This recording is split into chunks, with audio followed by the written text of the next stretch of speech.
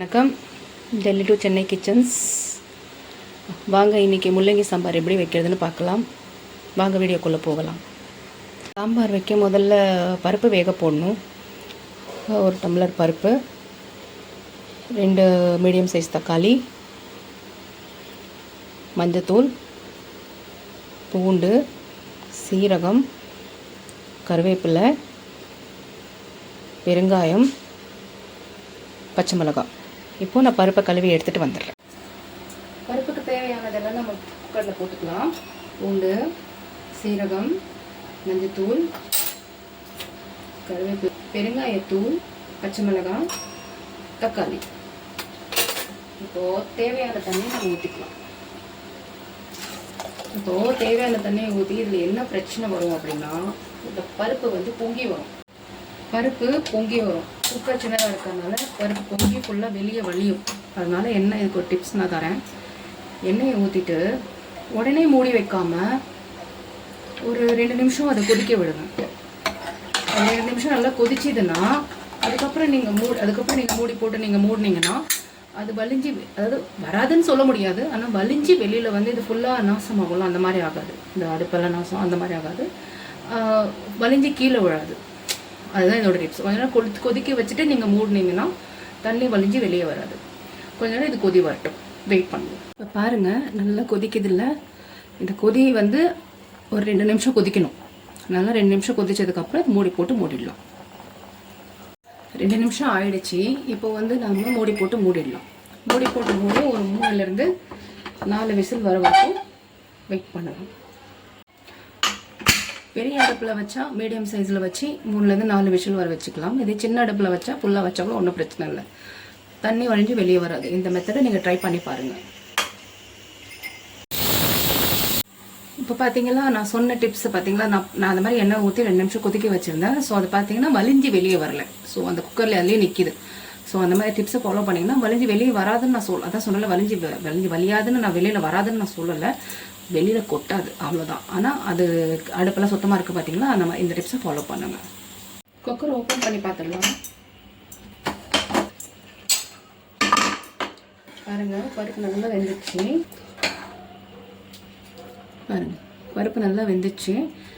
உங்களுக்கு வேகிற மாதிரி வேகலை அப்படின்றவங்களுக்கு அந்த மாதிரி எதாவது ஃபீல் ஆச்சுன்னா நீங்கள் கரண்டிலே இப்படி கடைஞ்சி விட்டுக்கலாம். இல்லைன்னா மற்ற வச்சு கடைஞ்சிக்கோங்க. இது கரண்டிலேயே மேஷ் ஆகிடுச்சு. ஏன்னா அந்த அளவுக்கு நல்லா வெந்துச்சு. இப்போ நம்ம முள்ளங்கி சாம்பார் செய்ய ஆரம்பிக்கலாம். எண்ணெய் ஊற்றிக்கலாம். உங்கள் தேவைக்கிறப்ப எவ்வளோ கூடயோ குறையோ நீங்கள் பார்த்து ஊற்றிக்கோங்க. காஞ்சிச்சு. கடுகு போட்டுக்கிறேன். கூடவே கொஞ்சம் உளுத்தம்பருப்பு. எப்போவுமே சாம்பாரில் கொஞ்சம் வெந்தயம் சேர்த்துக்கோங்க. வெந்தயம் சேர்த்தா சாம்பார் கொஞ்சம் ஃப்ளேவர்ஃபுல்லாகவும் நல்லா வாசனையாகவும் இருக்கும். கடுகு பொழிஞ்சிச்சு. 2 வரமிளகா சேர்த்துக்கிறேன். வாக்கில் கட் பண்ணி வச்சுருக்கேன். சின்னதாக இருந்தால் 2 எடுத்துக்கோங்க. அதை போடுறேன். கருவேப்பிலையும் போடுறேன். ஏன்னா கருவேப்பிலை எண்ணெயில் போட்டால் வெடிக்கும். அதனால் வெங்காயத்தில் சேர்த்துக்கோங்க. வெங்காயம் வதங்கிச்சு. ரொம்ப வெங்காயம் வதங்கணும்னு அவசியம் இல்லை. இந்த அளவுக்கு வதங்கினா போதும். இப்போ முள்ளங்கி சேர்த்துக்கலாம். முள்ளங்கி வதங்கட்டும். முள்ளங்கி வதங்கிறதுக்காக கொஞ்சம் உப்பு சேர்த்துக்கோங்க. முள்ளங்கி வதங்கிடுச்சு. இப்போ நம்ம மசாலா சேர்த்துக்கலாம். சாம்பார் தூள். சாம்பார் தூள்னால் சாம்பாருக்கு எப்போவும் வெறும் சாம்பார் தூள் மட்டும் சேர்க்கக்கூடாது. கொஞ்சம் குழம்பு மிளகாத்தூள், இந்த புளிக்குழம்பு காரக்குழம்பு இதுக்கெல்லாம் நம்ம சேர்க்குறோம்ல, அந்த குழம்பு மிளகாத்தூள் கொஞ்சமாக நம்ம சேர்க்கணும். அப்போ தான் சாம்பார் கொஞ்சம் கலராகவும் கொஞ்சம் ஃப்ளேவர்ஃபுல்லாகவும் இருக்கும். மசாலா கொஞ்சம் வதங்கட்டும். மசாலா வதங்கிடுச்சு. இப்போ மசாலா வதங்கினாலும் நம்ம என்ன பண்ணுவோம், டேரெக்டாக நம்ம இதில் பருப்பு தூக்கி ஊற்றுவோம். இந்த மாதிரி பண்ணக்கூடாது. பருப்பு தூக்கி நம்ம ஊற்றினோம்னா என்ன ஆகும், அதுக்கப்புறம் நம்ம மேலே பருப்பு நல்லா கொதிச்சதுமே பச்சை தண்ணி ஊற்றுவோம். ஸோ பச்சை தண்ணி ஊற்றினோம்னா அந்த சாம்பார் ஒரு மாதிரி சலசலன்னு ஆகும். அதனால் என்ன பண்ணணும், முதல்ல தண்ணி ஊற்றணும். அதுக்கேற்ற மாதிரி நீங்கள் தண்ணி கூடிய குறையும் நீங்கள் அட்ஜஸ்ட் பண்ணிக்கலாம். சாம்பாரில் தண்ணி ஊற்றி அந்த தண்ணி அந்த காயில் தண்ணி நல்லா கொதித்ததுமே அதுக்கப்புறம் தான் நம்ம பருப்பு தூக்கி அதில் ஊற்றணும். ரொம்ப நல்லா கொதிச்சிட்ருக்கேன். அது ரொம்ப கொதிக்கணும்னு அவசியம் இல்லை. தண்ணி கொதிச்சாலே போதும். இப்போது நம்ம பருப்பு தூக்கி இதில் ஊற்றணும்.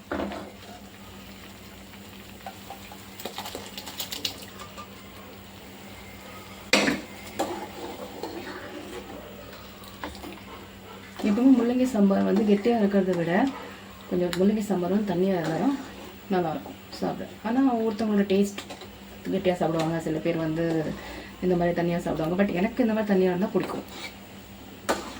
இதனால் கொதிக்கட்டும், வெயிட் பண்ணலாம். நம்ம இப்போ கொஞ்சம் உப்பு போட்டோம். ஸோ அதுக்கு ஏற்ற மாதிரி நம்ம டேஸ்ட்டுக்கு ஏற்ற மாதிரி நம்ம உப்பு கொஞ்சம் சேர்த்துக்கலாம். உப்பு உங்கள் டேஸ்ட்டுக்கு ஏற்ற மாதிரி நீங்கள் சேர்த்துக்கோங்க.